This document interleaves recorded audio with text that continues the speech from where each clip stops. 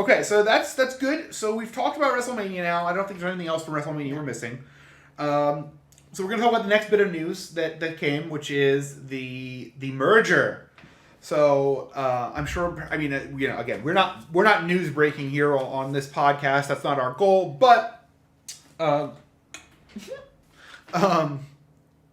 feel we'll recap just in case anybody else hasn't. Living under a rock. Yeah, living under a rock, right? If we are your source of wrestling news, then I feel like slowpoke meme right now. Yeah. So Endeavor Group, which is the owner of UFC, they bought UFC a while back, is doing a merger with the WWE. They're going to have 51% ownership. The WWE is going to have 49% ownership. Again, the financial aspect, I'm not digging deep. So this is high level here. Yeah. The WWE is just going to basically be 49%, Endeavor is 51%, and they're going to be one merged company. So it's not technically an acquisition. They are forming a new company. No name yet that I've heard for it, but this is finalized, I'm pretty sure. So it's there's a lot of things people are concerned about with this. There are potential upsides as well. Like to be clear, it could go either way. But do I have a list here? I think I have a list here of things people are potentially concerned about this. Layoffs, yeah, layoffs of talent at the WWE would be not ideal. Again. And I don't want to take the look for the silver lining approach here like I usually do because you shouldn't really want to look for the silver lining for layoffs, but I'll do it anyway just to play devil's advocate. And again, full disclosure, I would not want to see anyone laid off in the WWE. That's not what I don't want that. But if they were to do that, how could they make it a better thing, right? That wouldn't just be crappy layoffs. More time to focus on the people you do have to build them up. Scout new talent potentially. That one's extra shitty though because then laying off people you have to scout new talent. Yeah. That's not good. But if you say, oh, we have 30 people on I don't know the numbers, right? Like we have 30 people on this brand right now, and only 15 of them are getting the spotlight, right? Well, if you go down to 20 of them instead of 30, then maybe 20 of them can get a spotlight instead of 50. So that's the only way. But again, we don't want layoffs. We would not like to see that. I haven't heard any actual plan. There's no known plans or anything. Wow. Our company just went through the same thing. We heard the same corporate BS. No planned layoffs, and then 8% of our company was laid off. So I think a lot of the talks with layoffs though are about kind of like the redundant roles, HR, things like that, because you are merging companies together. So true, right. If they get layoffs, it will be. Right. I have heard that the potential star talent may not really be impacted, but again, it's going to depend on how they want to do things, what they're looking at, what the profits were, right. Whatever their corporate goals are, which we're not privy to. So, right. But with any luck, any layoffs will be people who have an easy enough time finding a job in another company, another industry, not like wrestlers whose only options are AEW, NJPW, or nothing, right, or like indie. So that's hopefully how that'll go. Then another thing that was obviously a concern is the pay-per-view, because the way that UFC does things is expensive pay-per-views, and those prices have gone up since Endeavor took over the last few years. They have stated that they do not want to go back to pay-per-view. They want to continue doing the paid live events on Peacock streaming and stuff, and that contract is still up for a year, I think. But they have said that they admit that it would be short-sighted to chase revenue by switching to pay-per-view. So I think the difference, right, between WWE and UFC is that WWE has a lot of sponsors, right? And and because they have switched to more family-friendly content, they can keep and retain a lot of sponsors, where UFC, right, is a bit more violent. Yeah. You don't see Conor McGregor fist bumping the Cinnamon Toast Crunch mascot on the way to the ring. So in a Snickers commercial. Yeah. So I think that is a saving grace there, and it may keep them on the PLE versus a pay-per-view. And again, the WWE is not in a bad position monetarily, right? So it's not like this is a merger to save the WWE. It is, which means it is being done in the theoretical idea of improving the product and doing better things for the company. So, that also leads me to believe that they're not going to forsake what they have now that's doing well, because they do very well. It's just that they can take that up to an 11 So we're hopeful that it would not go to pay-per-view.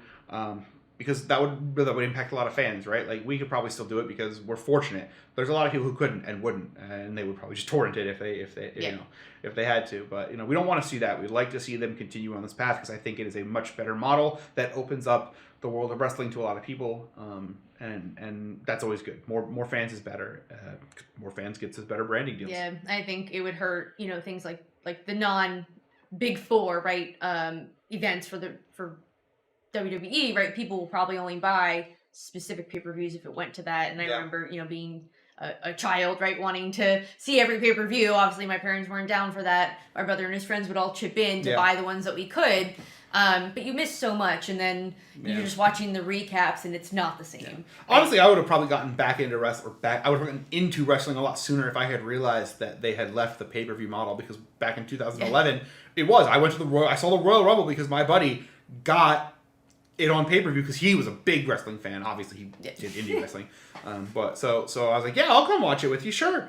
So if I had realized that they had switched to just like a Peacock subscription, I probably would have started watching a lot sooner. Although I did have to buy. We don't watch TV at all. No. So literally on Monday, I had to, because I didn't realize that like Raw and SmackDown and NXT aren't on Peacock. I just assumed everything was there, but it's not. Well, they are like 8 weeks later. Yeah. So to watch it live, I signed up for YouTube TV. So $72 a month that we've just added to our budget now for literally just for wrestling. So I was happy that I got to see WWE and AEW. We watched our first AEW Dynamite on Tuesday. We have Rampage to watch if we want recorded as well. But again, for now, our main focus is WWE, but some of what I saw in AEW made me say that this could be worth watching. I mean, not worth watching. It is worth watching, but worth me taking more extra, time. Yeah, because like right now it's 3 hours for Raw, 2 hours for NXT, 2 hours for SmackDown. Well, yeah, we'll see. So that's like 7 hours for WWE every week right now, if there's no paid live events. So. For people who go from watching 0 hours of TV a week to 7 I usually play video games is kind of my deal. So, and then what was the last thing? There was one more thing. Oh, right, of course, Vince being in charge. So there was an interview with Ari something, the guy who runs Endeavor, Ari. And he could not stop filleting Vince about how great and amazing he was, and his stupid fucking mustache. So Vince McMahon. We saw on Monday Night Raw after Mania. My first Raw since like probably 2006. And my first Raw. Ever. Period. Holy crap. That was bad. That was bad. It was a terrible show. It was so bad. I was concerned. I was like, what is going on? There's no way that this is the product that is put out night after night and hasn't, gotten so many fans. Fun fact, it is not. I am confident in saying that. There's a lot of, we could go on a lot about that, actually. And so little happened in 3 hours. I think there was, maybe 30 minutes of wrestling total? Maybe. Supposed to have a commercial-free hour, and they didn't even do anything. There was, that 5-minute match? Omos and Elias? Omos wasn't even supposed to wrestle. He was in catering. And apparently an old Vince rule was always have your gear. Yeah. Omos almost didn't. And like Elias, it was just surreal. Yeah. It was watching, I was like, what the hell is going on? I was really confused. So almost no wrestling in the first hour. And then, the Seth Rollins, and I've heard mixed things. People who were at the event said he looked angry. Producers were talking to him. He threw the microphone. Other people were saying that was the whole scripted segment. It was just supposed to be him going out there, and that it's tough to understand truly what happened without, somebody like Seth himself telling you what happened, and obviously that's not going to happen. Yeah. So it's tough to figure out exactly what that was. If that was planned, what the fuck? Why was it planned? I would much rather have found out that they scrapped something and kind of screwed up the timing and didn't catch him in time. And they definitely did scrap some things because there were supposed to be women's matches. Yeah, there was not Becky. Bailey was supposed to be involved in something and she was scrapped and it was There's something going on with her too. I don't know the details, but she seems upset, I think, about kind of the direction that Damage Control is going and, how her career is going. Yeah. So, and again, right, we kind of alluded to the fact that there's a lot of misuse of the women's division in WWE. Obviously, that was a sticking point for Sasha Banks last year, right, and had to do with her kind of walking out. So, there's definitely some turmoil going on backstage, whether or not Vince was involved. At that point, I think that was also building up. But clearly, a bunch of last-minute rewrites happening, and you could feel it just watching the show. Just seemed like it was disjointed. Nothing was flowing. Yeah. Triple H coming out promising everything staying the same, and then the whole show just seems to change from what everyone was telling you was going to happen. I mean, you had you've got the legendary taken to a local medical facility with Bad Bunny. Yeah. Dropped from Monday Night Raw. The Vince Classic. Vince doesn't like titles, he likes championships. It's one of those. Yeah. Where he has, very specific words that he likes to use, and apparently there was the script with the yellow highlighter made the return, and this is also, again, this is all stuff I'm gathering from online because I don't know most of this from anything unless people tell me about it. So everything from Monday seemed to indicate that Vince was in fact back in creative position, even though he had said that he wouldn't. He also had said that he would be open to entertaining suitors that would buy the company and not have Vince, and apparently every single person who was spoken to from other potential buyers had said, no, we would not buy the company if Vince was still there. And so he just happened to go with the one company that was willing to buy him with Vince there. What a coincidence. I think Vince just flat out lied. I think he was just telling people that he was willing to step back, but not at all. And, fair is fair. More power to him. He built the whole company, right? Okay. Most people don't want to be in charge of creative. And I can see why. He's old. It's not like, Vince is still a 40-something-year-old man, right? He's had his time, and obviously Triple H brings a much better, a refreshing take for creative. And I think, Vince is very stuck in his ways. He always has been. And sometimes that works. And then sometimes it doesn't. And I think in this day and age, it doesn't more than it does. I think that if Vince was able to have it as more of a collaborative process, it would be fine. But it seems like Vince is very my way or the highway when it comes to creative. So, and that's where it causes problems because, people want certain things that Vince doesn't want to give them. So it's, Monday night was a very scary night for a lot of people. Yeah, it was strange. And it seems but again, it was also still in LA where Vince was for WrestleMania. Yeah. He had total access. He was there already. Yeah, he had been there all weekend. So there we get to NXT the next night. And that was a great show. Yeah, that was great fantastic. Show. I guess, let me check back to my notes here. Because we're kind of jumping around, but I think we're going in pretty... there's not much to talk about in Raw because nothing happened. Yeah, no, we're good. We're good. We hit the... we talked about the Endeavor thing. We just rolled that right into Monday Night Raw and NXT. Okay. Yeah, because it's really the best example. So, I didn't miss anything. So, NXT, great. And again, like I said, I think they have a lot of really good talent in NXT. Gigi Dolan seems very good. And JC... girl who came out during the Stand and Deliver and screwed over Gigi. That was funny. That was interesting. And she cut a good promo. Yeah. She seems good, on the mic type. Alba Fire and Isla Dawn. Fire and Dawn. Yep. I like them. Very, very Scottish. But I like them. I like... Indy Hartwell seems fine. I think she could use a little bit more work on certain things. We saw her wrestling... on NXT on Tuesday.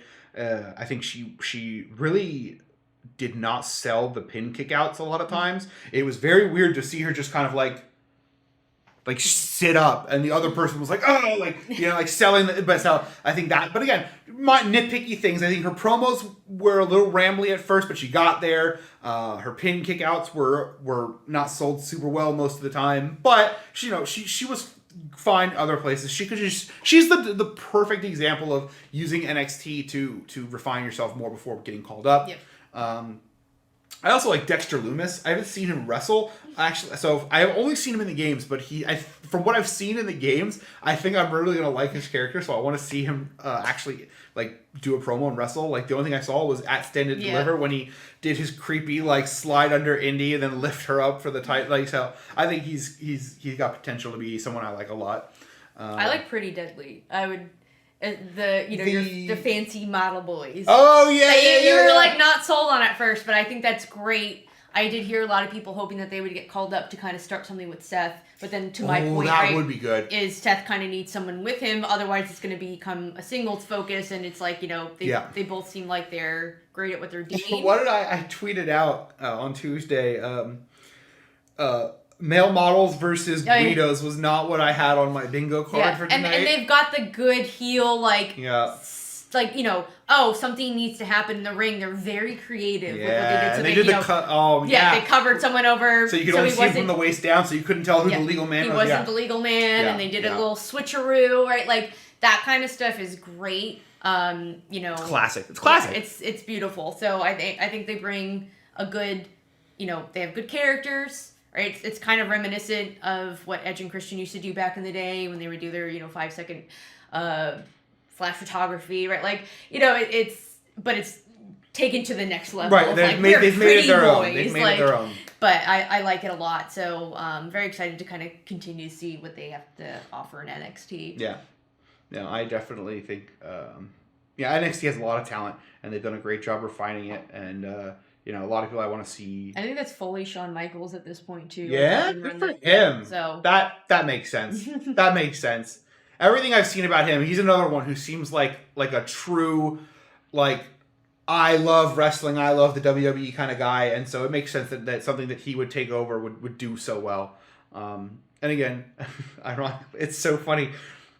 A lot of this might be coming from playing through my eyes in WWE 2K22. He helps you there. He helped me there, and so I was like, I love Shawn Michaels, man. And I mean, obviously, I did, I had seen clips and stuff of him in the past. She's watched wrestling in the past. I've seen clips from before. Yeah, I grew up watching that, so. Yeah, so that's cool. That's very cool. But NXT after Raw was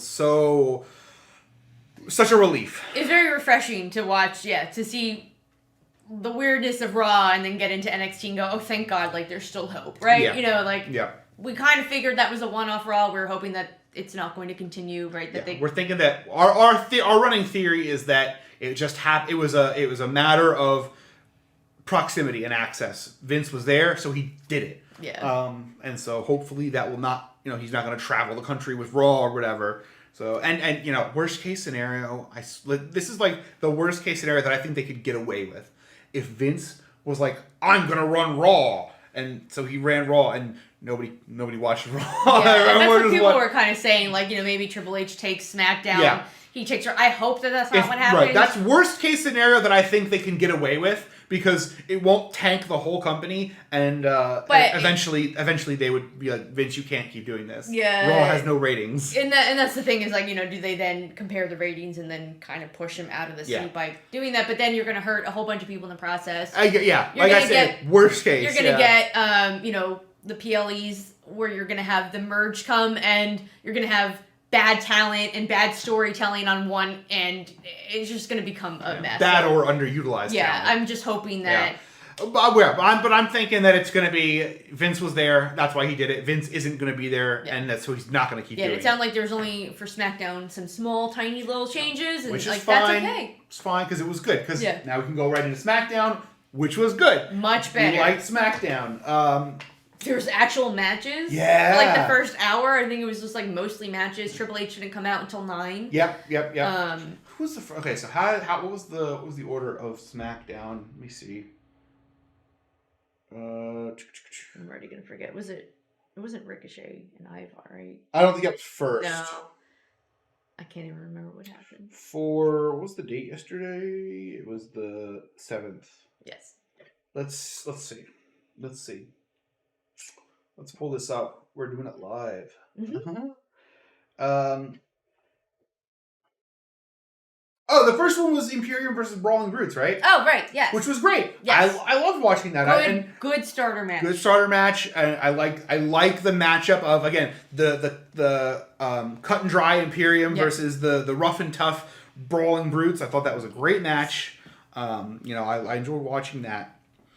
Then we had...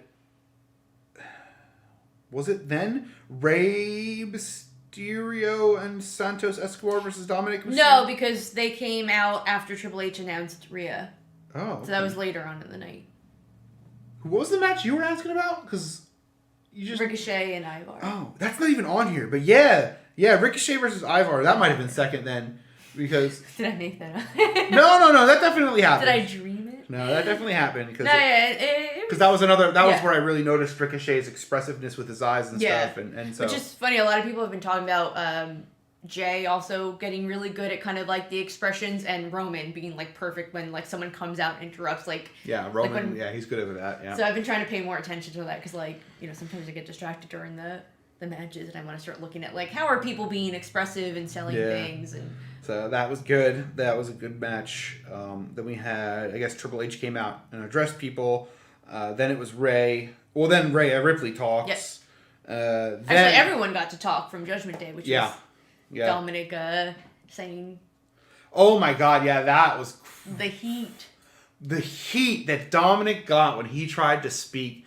I mean, he is the most hated man in the WWE right now, and oh my God, that was he couldn't even talk. Yeah. At one point, you couldn't even hear. And he was making me mad, just like the stuff he was saying, which again, obviously by design. He was pulling his punches. But I didn't want to hurt my dad. Perfect. Which is such bullshit because literally the whole thing happened because he kept egging his dad on. And he was going to hit him with a chain. Yeah. But it was great. That was a great promo by the Judgment Day and Dominic specifically. And I think the commentary has also helped really sell him as like this major heel. Right? Yeah. Like he can't say anything without I can't remember who it is, but one of them, Michael Cole? Adam. No. Maybe it was Michael Cole. I don't remember the names. Yeah.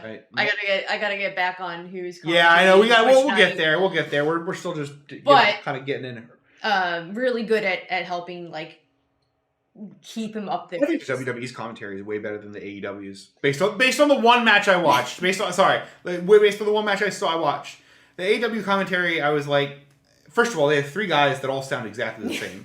They So, and second of all, no, the WWE's commentary is so great because you basically have the heel and the face commentator, and so. I mean, honestly, I'll call a spade a spade. It makes it easy for idiots like me to follow who I'm supposed to like and not like when I don't know any better, right? Like, I know if this guy says that this guy's the right guy, that means he's the heel. So I think they do a very good job with the commentary. I know historically there's been a lot of constraints on commentators through Vince and things like that, but even so, they do. I know a lot of people get tired of like the recapping and stuff like that, but it's good for people who can't watch everything or don't remember everything, and they kind of bring you back in and remind you of like why people are at odds or how people teamed up, right? Like the things that are going on. So you could learn a lot from just listening to the commentators if you're someone who's either like returning or trying to watch for the first time. And I will say when they do the commercial breaks, like the picture-in-picture, like I'm annoyed that I don't have someone commentating the match because it helps keep you engaged too. And not that obviously AEW is also commentating the match, right? It was a disappointment for both sides, right? Where they do the picture-in-picture and you can't hear. Yeah. But the commentary brings a lot to offer to the match. Yeah. So I'm not a big fan of the picture-in-picture ads. It sucks. I mean, it's the picture-in-picture ads aren't any worse than just ads with nothing. Yeah, it's just I think it's I guess out of all of it, it's the lesser of two evils because either you have a commercial break that cuts into a match and you miss excitement, or you have the match on the side of an ad and you just can't hear anything. Although I think the picture-in-picture matches were picture-in-picture commercial breaks were longer. So I want to time that. Yeah, I'm curious too. It felt longer, but I'm not sure if that's just because I'm waiting for the sound to come back. Yeah, so we'll have to see. But I like the WWE commentary better. Just wrapping that back up. And then the last match, I believe, was Sammy and Jay, which I thought was built up very well. A lot of backstage shots leading up to it. I liked the whole Sammy wants to talk, and I was convinced. That like something was gonna. Obviously, I knew someone was gonna interfere. Yeah, we were correct on that. Solo came out after the Paul Heyman, make our problems go away. Yes. Yeah, I feel like not that was misleading, right? But it led to you just expecting something different to kind of happen, right? So a lot of people were expecting at the end for Jay and Solo to be at odds instead of what normally happens, and it almost happened. It did. They knew that we would. They knew that we knew. Yeah. They were expecting us to expect. And then Jay just goes and kicks Sammy in the face or whatever it was, and I was just like, wait, no. Yeah. And then Matt Riddle comes out, which, to be fair, makes more sense than when Matt Riddle came out to interrupt The Miz on Monday. Yeah, so it seems strange because that was like the weird, here's the superstar returning on Raw after WrestleMania. And it was just kind of whatever, right? Although they're dropping his first name again, which is a very Vince thing apparently. He's just Riddle instead of Matt Riddle. I don't know. We were hearing both, but it seemed last night that they were just saying Riddle. So his return at Raw was kind of lackluster, I will say. It was just kind of oh, okay, whatever. Now he's got a match against The Miz. But then you're going to also make him interrupt and kind of continue the actual storyline of the kayfabe, why he was out of wrestling for so long. It just seemed strange. It was kind of why not have him just return on SmackDown? Right. What was the point of Monday? What was the point of him? And so now he's got a match against The Miz. So you need to You could have picked anyone. You could have picked, and you could have made anybody interrupt The Miz. Yeah. And give it, first of all, could have been Snoop Dogg again. Giving them a better reason, mind you. There's no explanation whatsoever. Yeah. So that kind of messed things up for me because at first I was like, why is Matt Riddle coming out again? Yeah. Right? And then when I was like, oh shoot, that was the kayfabe for him kind of being out of action. So it makes sense, but then it was just confusing to get back into it to see him interrupt The Miz first, and now they have a little bit of beef, and now he's back involved. So it makes sense for what happened on SmackDown, just Raw kind of threw it off course. Right. Yeah, it made sense on SmackDown. So I was confused at first, and I was just like, again, this guy is just interrupting everybody, bro, come on, man, and also put the shorts back on. I don't like the Speedo. Especially because, he doesn't wear no pads of any kind on the elbows or knees, no shoes. He's naked. Yeah, just something, Riddle. Weird. Put the longer shorts back on. It's fine if he doesn't want to wear any other gear. I get, the whole MMA stuff, right? It's his background, but please. So. But again, SmackDown, good. Yeah. Good ending to SmackDown because again, we anticipated a twist, and then they bait and switched it. They even led into it and then still pulled it away. So I think they did good. Yep. And again, after watching SmackDown and NXT, I feel safer with the WWE's future and Vince not being super involved. I was worried after Monday, but I was holding my bets. There was that whole Twitter campaign, Fire Vince, and, people were chanting it. There was a sign that got confiscated, of course, that said Fire Vince, and people were getting annoyed because they're just just leave it alone. Just let it happen. You chanting and disrupting kind of what's going on isn't going to make them fire Vince. Just shut up at that point. So, be vocal on social media, right? Things like that. But when you're at the show, you know what I mean? Just be involved with the show. Vince isn't on camera. He's not doing something. So a lot of people were kind of annoyed. But from what I heard, 3 people tried to start a chant last night and nobody was engaging, and then it died down. Twitter's not real life. Imagine that. So. Or Reddit. Reddit. But forgot the news of the draft. Yeah, so that was right. And that was the big drop is there going to be a WWE draft, which is awesome. Potential to split the titles again. This is where maybe since they didn't do any call-ups for NXT, right, this may be where they call some wrestlers up, so that'll be exciting to see. And this also may break up some stables. So I know there's a lot of conversation around Judgment Day, right, and if that gets broken up and, it seems like it's been good for everyone. The only kind of person who isn't really doing anything crazy right now is Damian Priest, although obviously now he's got kind of beef with Bad Bunny and stuff, so it's kind of how do you break that Backlash is going to be fun. Yeah. I'm actually looking forward to Backlash. So, we'll see. It'll be interesting. What stars get moved around, what happens. Yep. Break up some stables and some teams, right? Give people some fresh, options for interaction. Call up NXT talent. Put people in place to really shine. I think it's going to be great. I'm very excited. I think we definitely have to do a My GMO draft stream to celebrate. We draft all our creative characters. I do that a lot. Well, we do a lot. But that'll be fun. We can definitely that'll be fun to stream. We can stream that. Yeah, that would be cool. So I'm looking forward to that. I think that'll shift some things. I know there's been a lot of chat too about like the undisputed titles and things like that. And you got someone like Roman Reigns who doesn't wrestle very often, and he's got both belts. So split that up. Let someone else have give us more title. Action, yeah, get us some more involvement. I know historically, right, there have been some title runs on things like Raw and SmackDown, but and title changes, they want to save that right for some PLEs, but build up the momentum. Right now, you only have one main title run, right? Right, so, yeah. You can only really, when a title's involved, it's either you got to go for Roman, or right now you got to go for Sami and KO as a tag team. And then Austin Theory for his, United States. Gunther.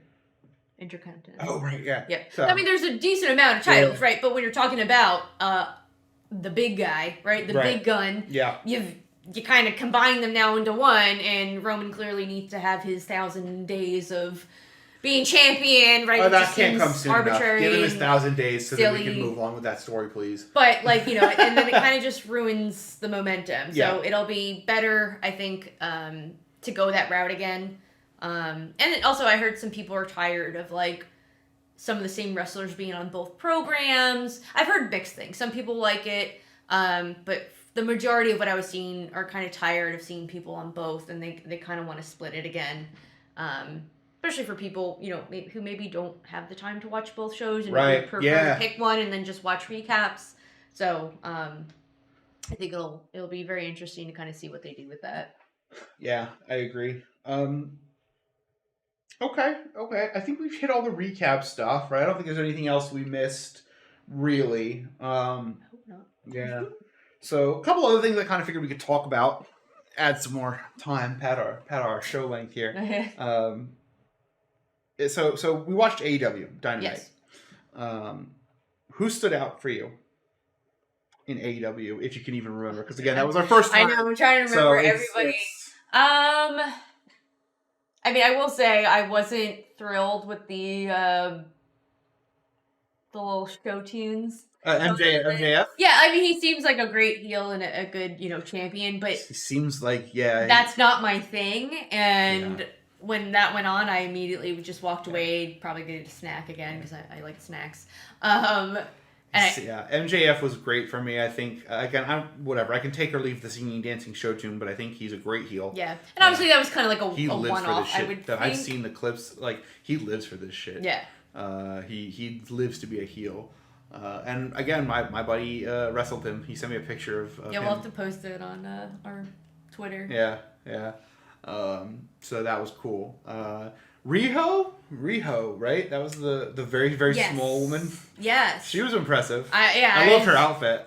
I liked that, and that's the thing, right? Like, in NXT, you might see something like that, but I feel like AEW gives a bigger platform to up-and-coming wrestlers, especially for women, so it was interesting to see she was so tiny, and it was just like watching her do some crazy things, and I feel like that gives a variety of talent, which is something that Vince historically was not great at, right? He would build a roster of kind of the same caliber of wrestlers over and over again.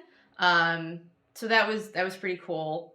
I know there's some talk about, I can't think of her name just now, but Saraya.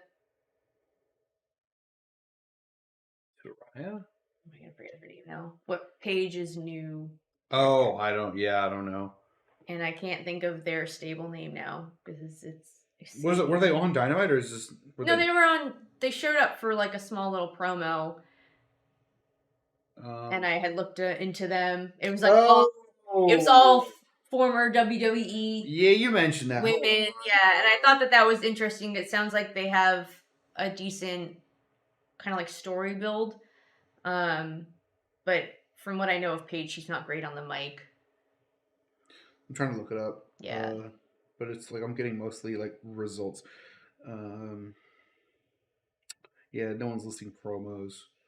My phone's all the way over there, but maybe just look up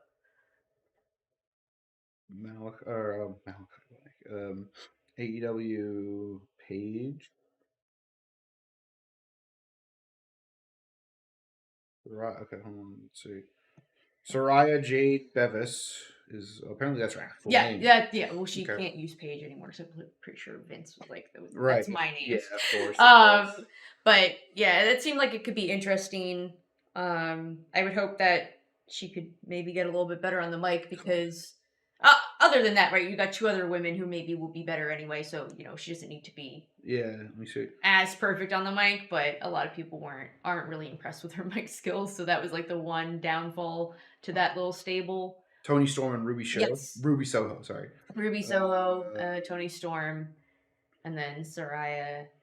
The Outcasts. Yes. That's it. The Outcasts. Okay, there we go. We got there. 80 years later, we made it. Yeah. So, who I was looking up originally. There was someone else. Commander versus Sammy Guevara was a very interesting. I don't like Sammy. Not a big fan of Sammy. Him chewing gum was driving me insane. He's kind of a douchebag. I don't like him. I don't know if that's the point of his I'm sure character. it is. I'm sure it is. But I don't like him. And then I read, some things about him and his history and all of that, which just put a little bit of a bad taste in my mouth. Even though it's all like conjecture. Yeah, no one knows exactly what happened between him and his ex, but he did make that like a public show to propose to her on TV, so people were invested in them. And then leave her for a more conventionally attractive woman and get engaged and married in a much shorter time. Yeah. While his ex had been there and supported it. So it seems like he's kind of a douche, just like he looks like kind of a douche. Who knows? But yeah, like his gum chewing was driving me nuts because like while you're talking,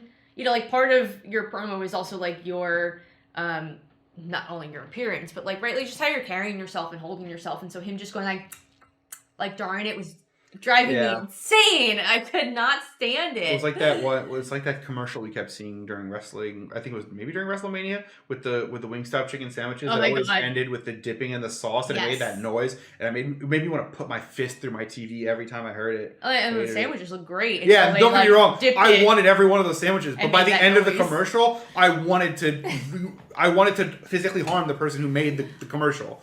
So yeah, but I mean, seems interesting. Who else was there? So we had Hook versus Ethan Page. Oh, I somewhat remember that because I remember Hook's boxing shorts.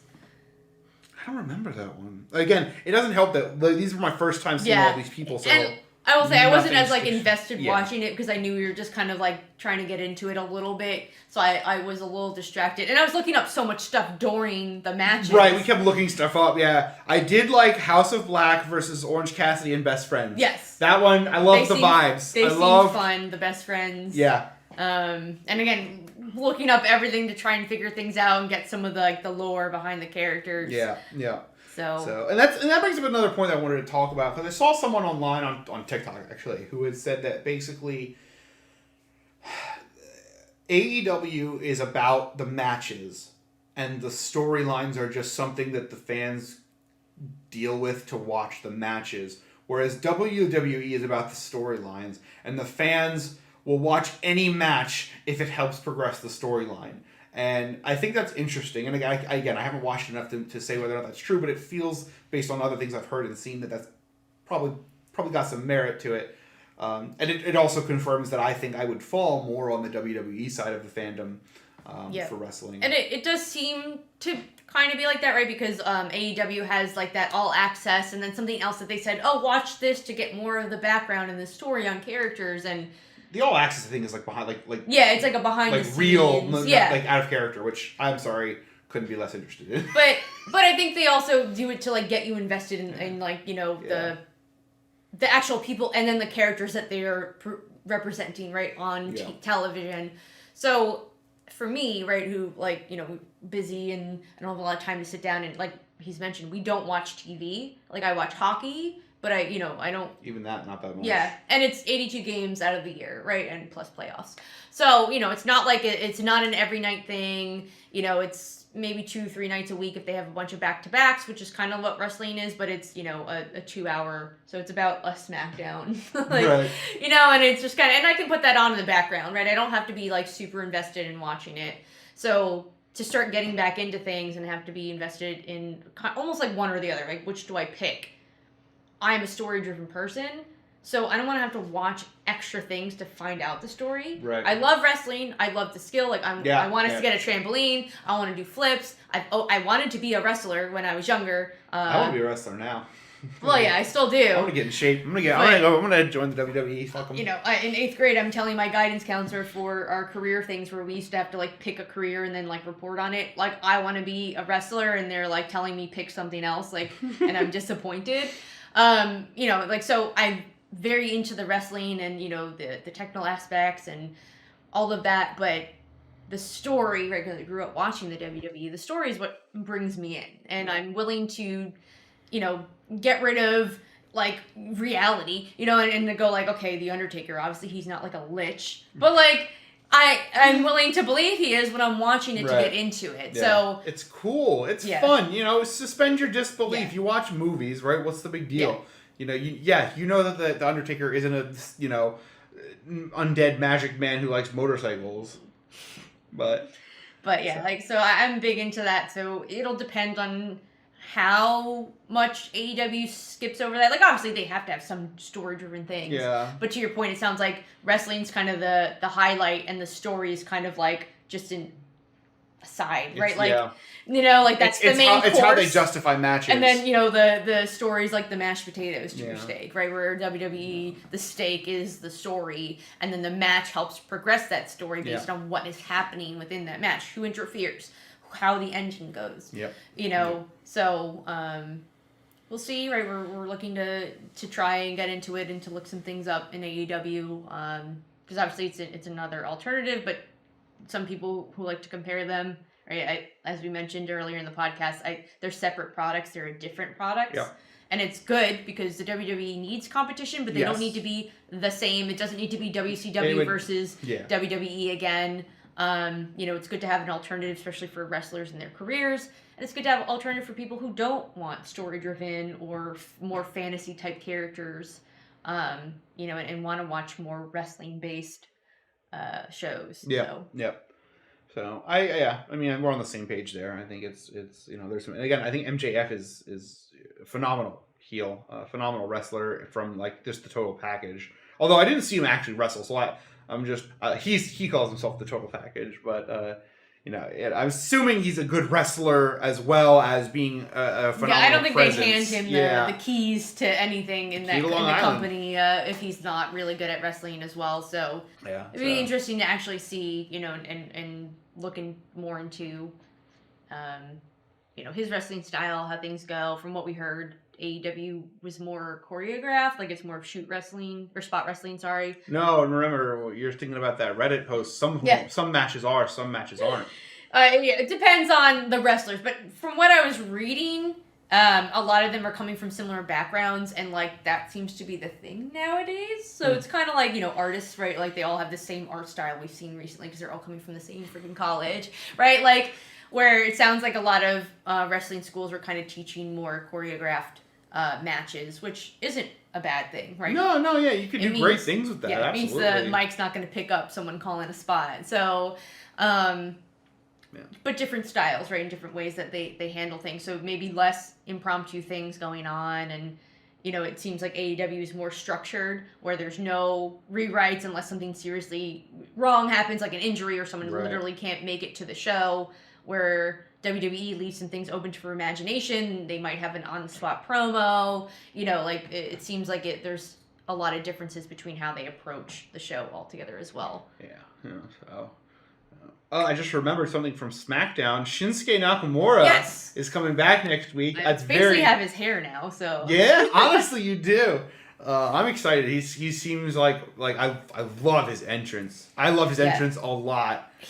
he was somebody that I heard kind of got buried. Like he's not a Vince-esque main eventer, and so they kind of misused him and things like that. But he seems really talented. Seems very exciting. So I'm excited to see him come back because. I saw a few clips, and I know that you were very interested in him from the game too, watching his entrance and all of that. So I literally, I drafted him in my GM in 2K23. I was like, yo, this guy fucking rules. Yeah. So I'm very excited. We'll see.